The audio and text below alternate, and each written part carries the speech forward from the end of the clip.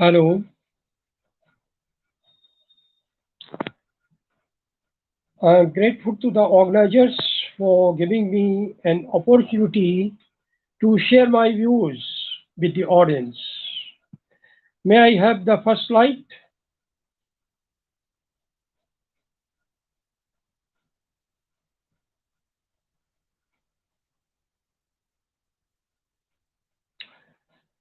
Next one.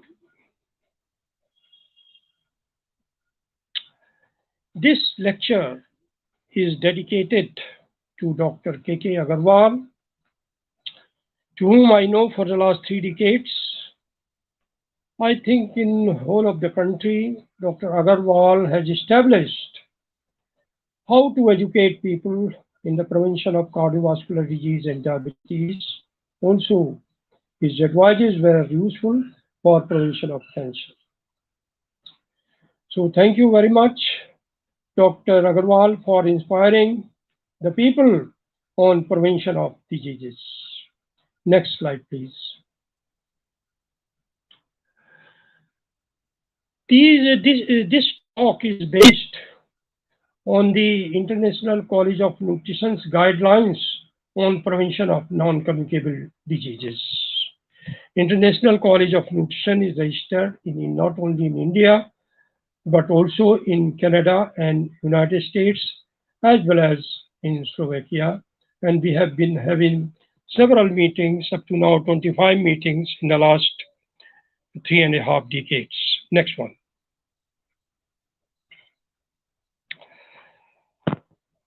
You know about Max Muller, who was very proud of the knowledge that ancient Indians had. In the Bhagavad Gita, a lot of have been written about sattvic diet, and sattvic diet is similar to Mediterranean diet if you exclude the animal foods. And sattvic diet is able to provide peace, happiness, and free from diseases. Next one.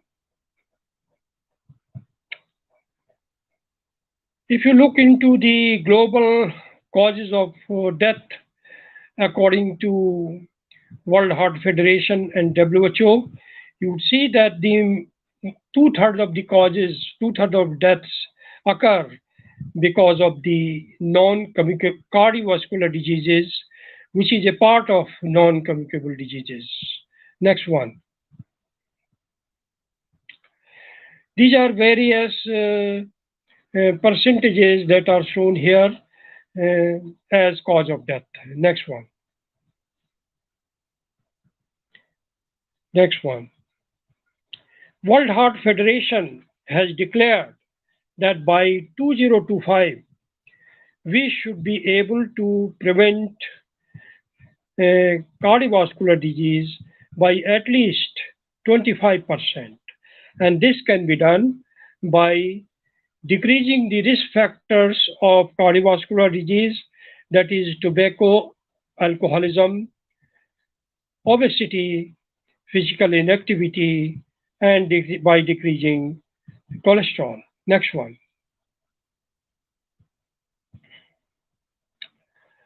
United Nations high-level meeting, which were held in the last 1 decade, which have shown that health education, limited energy intake, and agriculture and food, sports, various departments of a ministry in a country must collaborate to develop food, physical activity, and all the behavioral factors to improve the behavioral factors of populations for prevention of cardiovascular disease and diabetes. Next one.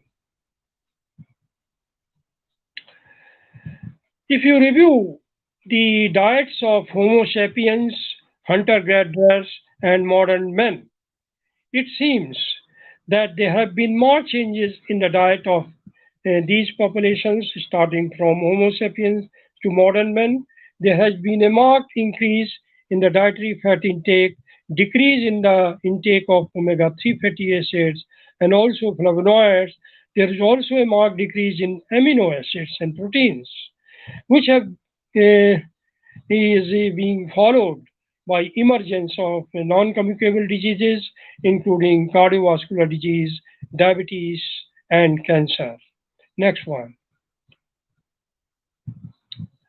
Lifestyle available to early man indicate that fruits, roots, green leafy vegetables, seeds, eggs, and honey from wild sources were the major foods in the diet of the Homo sapiens, and also perhaps they continued up to hunter-gatherers. Next one. These diets are rich in flavonoids and omega-3 fatty acids and low in saturated fat and cholesterol. Foods after agriculture revolution showed that there is a marked increase in the consumption of the refined grains, sugar, salt, and a decrease in the consumption of whole grains and also nuts and, and some of the other healthy foods. Next one. If you review the consumption of the alpha-linoleic acid, this has a marked decline. On the left side, we have shown the foods with the linoleic acid and alpha-linoleic acid, animal versus plant. And on the right side, we have shown foods that are rich in long-chain omega-3 fatty acids. And this has resulted into high omega-6, omega-3 ratio. Next one. So what are the adverse and protective nutrients in the diet? On the left side, there are foods that have adverse effects on health. On the right side, there are foods having beneficial effects, such as the MUFA, omega-3, omega-6, omega-3 ratio, fiber, antioxidant, vitamins, mineral, flavonoids, other micronutrients, which are rich in fruits, vegetables, whole grain, nuts, olive oil, rice bran oil, and mustard oil. Next one. So the Tromsø heart study showed that children which had undernutrition, they were highly predisposed to cardiovascular disease and diabetes in later life. The Bogalusa heart study among 1,600 children also showed that on autopsy they had atherosclerotic streaks in the coronary artery, indicating that coronary artery disease starts at infancy, and therefore prevention should also be started from infancy and childhood. Next one. The Barker's hypothesis further goes and emphasizes that intrauterine undernutrition could be a more serious risk factor compared to the infancy and childhood. Next one.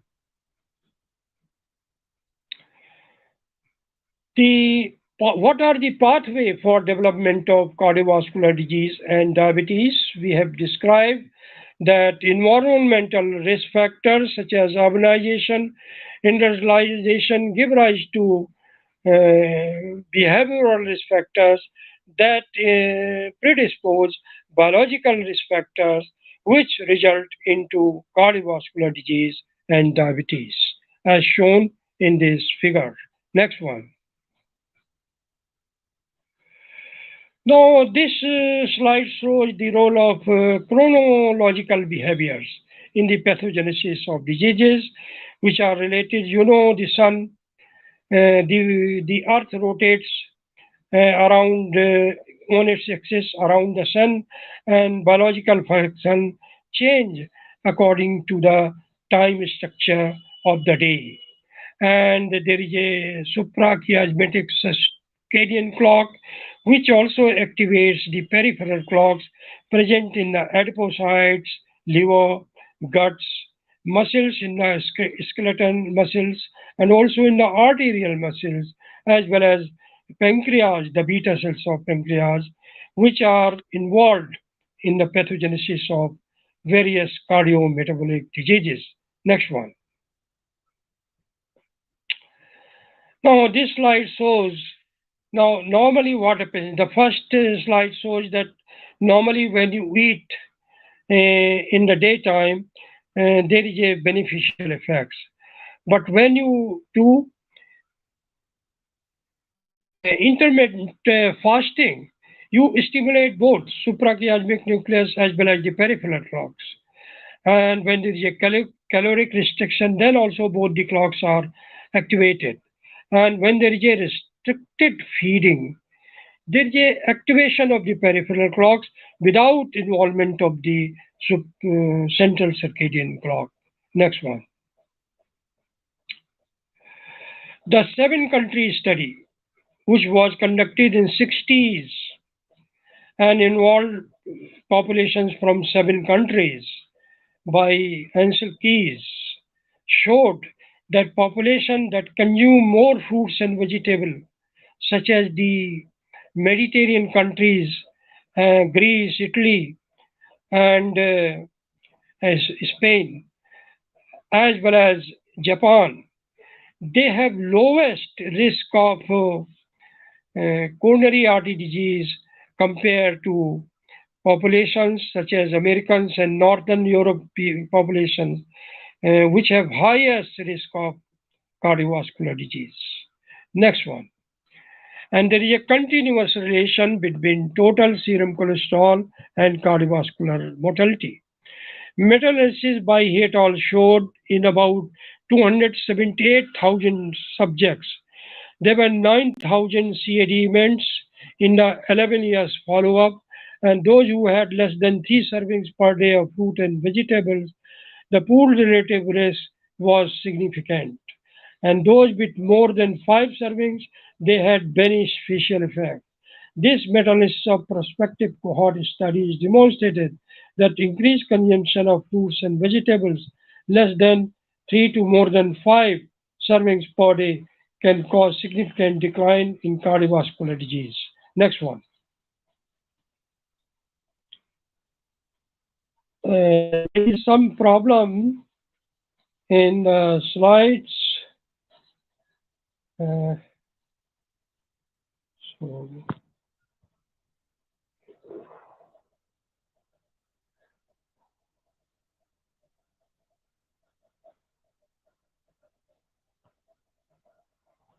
Yes. Can you hear me? Next slide, please.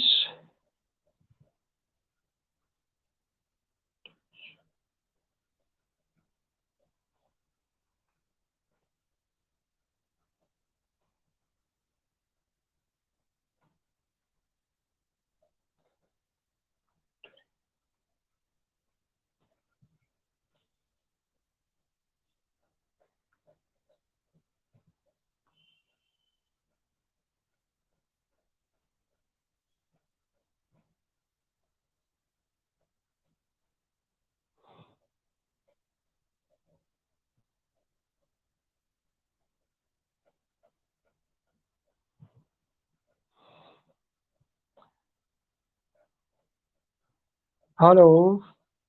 Can you hear me? Yes, sir, we can hear you.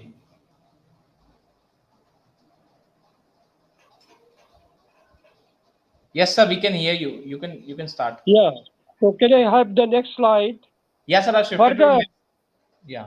yeah, further studies showed that increased consumption of fruits, vegetables, legumes, nuts are useful in the prevention of cardiovascular disease and diabetes.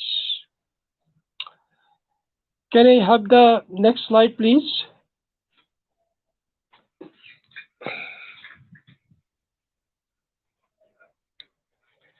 Hello.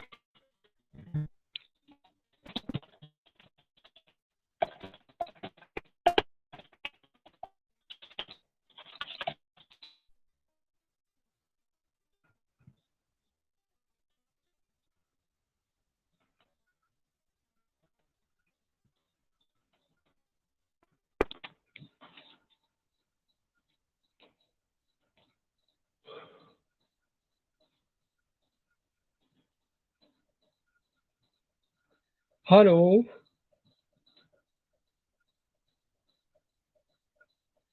So the nurses halt study showed 18 years follow-up. Hello, can you hear me? There Yes, were sir. 6,000 Yes, yes. there were 6,000 deaths after 18 years, and there was 1,154 resulting from cardiovascular disease, including stroke, and 1,700 from other causes. And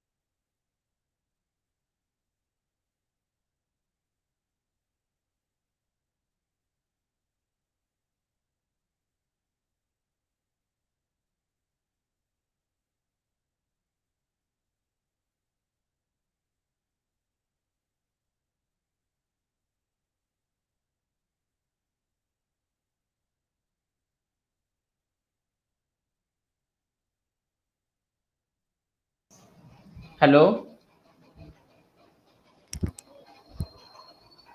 Hello. So am I audible?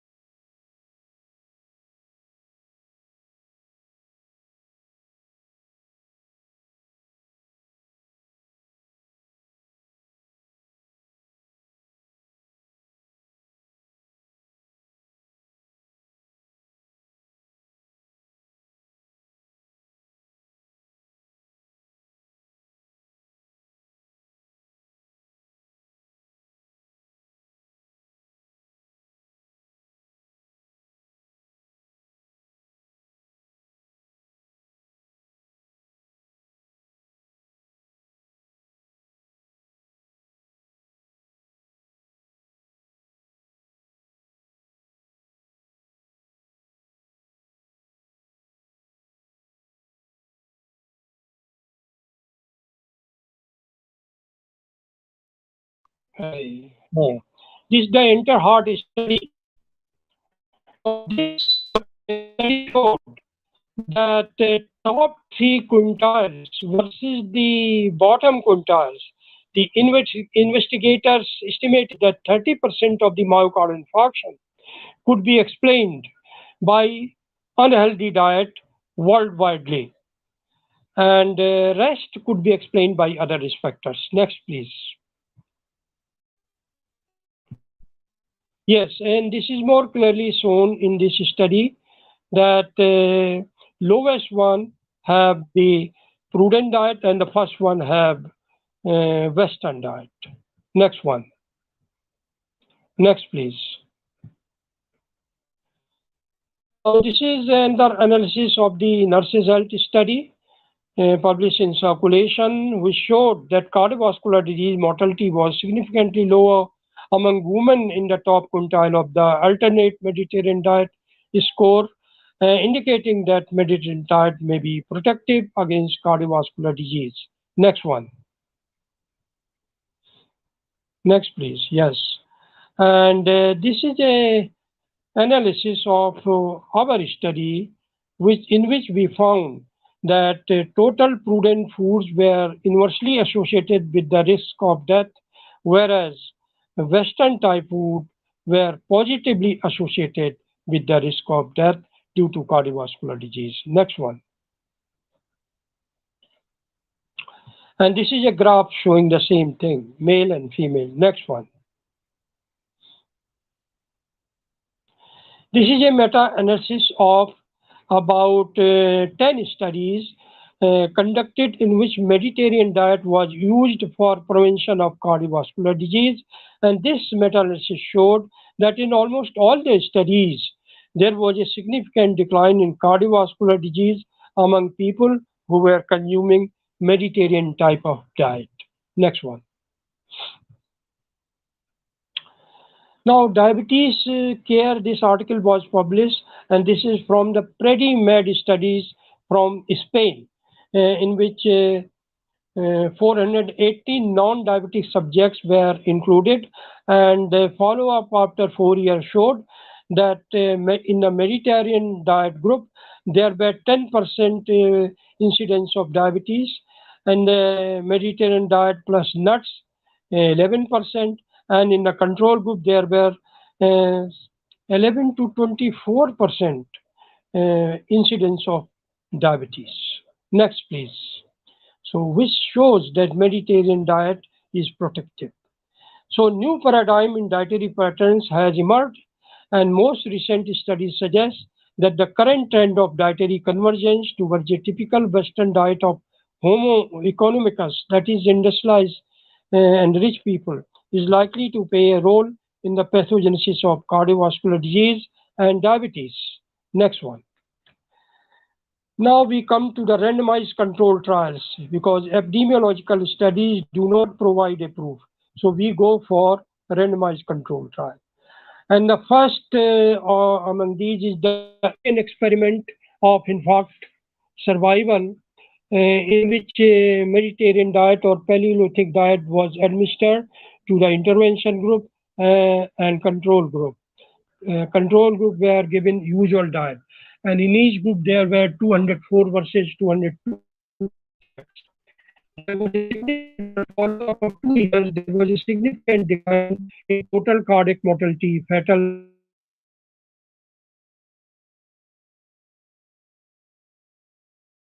control group. It is more clear from the next slide, please. You see that the survival is better in this group who received Indo-Mediterranean diet compared to the control diet. Next, please. Next one. And this slide shows that the omega-6, omega-3 ratio, when there was an increase in omega-3 ratio from 0 to 30, there was increase in the cardiovascular events in both intervention and control group. Next, please.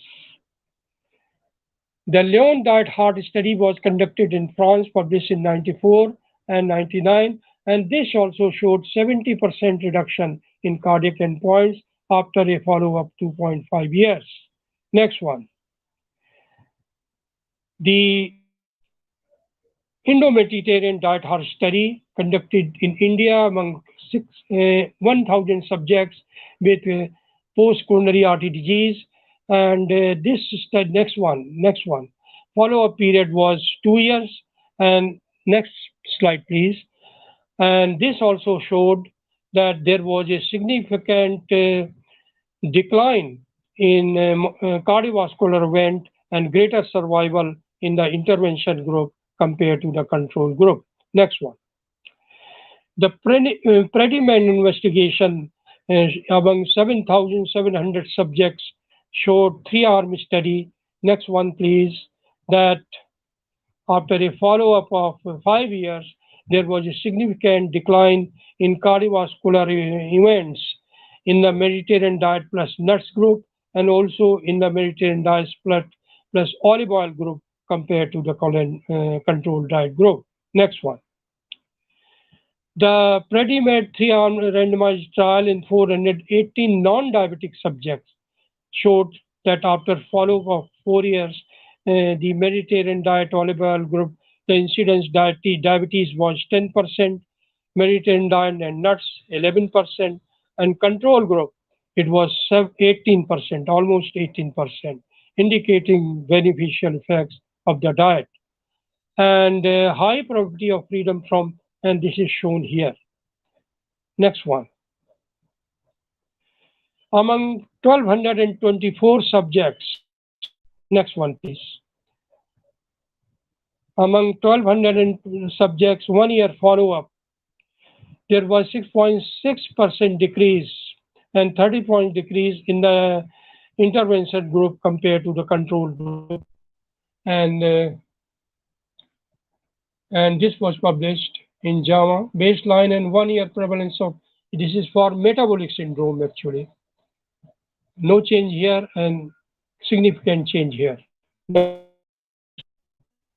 And this is about the cancer. You would see that the control group, Mediterranean diet group, olive oil, and Mediterranean group, nuts.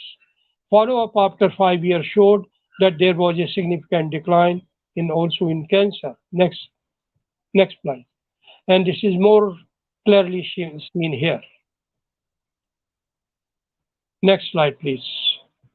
So, ladies and gentlemen, this is the French paradox. So, who should be administered Mediterranean style diet?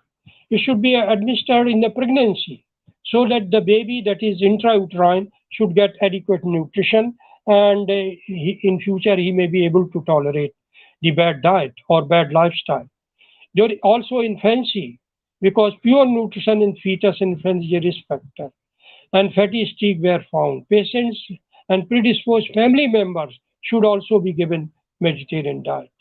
And then the next slide, please. The French paradox. His Dr. Serge Reno, he's no more, my great friend from France, who proposed the French paradox that taking wine along with the food could be beneficial in the prevention of heart disease. Next slide, please. Can wine plus wild foods provide additional benefits? The French paradox, published for the first time in Lancet 1992. So Serge Reno proposed this. People taking wine showed higher levels of long-chain fatty acids and in the blood compared to other patients. He also proposed French paradox and later on conducted some more studies. Next one. So why and how the Indo-Mediterranean diet may be superior to the other diets, and this has published very recently. And next one, please. What are the 10 qualities of high quality foods? And this we have described for the first time in the literature, although they are known to you. Low glycemic food, high nutrient density, food diversity, no trans fat, no low sugar, low salt, moderate healthy fat, healthy high fiber, beneficial effects on gut microbiota, and no peroxidation of foods. And the foods that require, and these are the examples here. Next one. So comparison of Indo-Mediterranean diet with other diets has been done, and I would urge you to go through this article published in Nutrients I'm not going to read for you. Next one. And this is Dr. Hallberg from University of Minnesota, where I'm a fellow. And he is considered the father of chronobiology. He demonstrated for the first time in the literature in 1970 that eating in the morning, that means breakfast, causes a decrease in weight, whereas eating in the night has either no effect or has adverse effects. Next one. So what to eat and when to eat for prevention of cardiovascular disease and diabetes? Superfood breakfast such as the yogurt plus 25 gram each of walnuts, almonds, and also peanuts. They are also beneficial, and maybe black raisins and Indo-Mediterranean soup such as the walnut, almonds, raisins, carrot, kiwi, these and flax seeds, tomatoes. They could be mixed to make a soup. Then eat 400 to 500 gram per day of fruits, vegetables, and nuts, and another 400 to 500 gram of whole grains, such as the legumes, and 100 gram fish twice in a week, possibly just a designer foods. Low caloric intake in the evening due to lower circadian BMR, moderate alcohol, alternate days, no tobacco. So new agriculture policies should be made to develop functional foods, and industry should be trained to develop healthy foods for prevention of cardiovascular disease and diabetes. Thank you. Thank you very much. If there are any questions, I would be delighted to answer.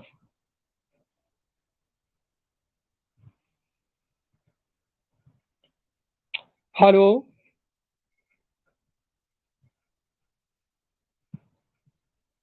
Hello.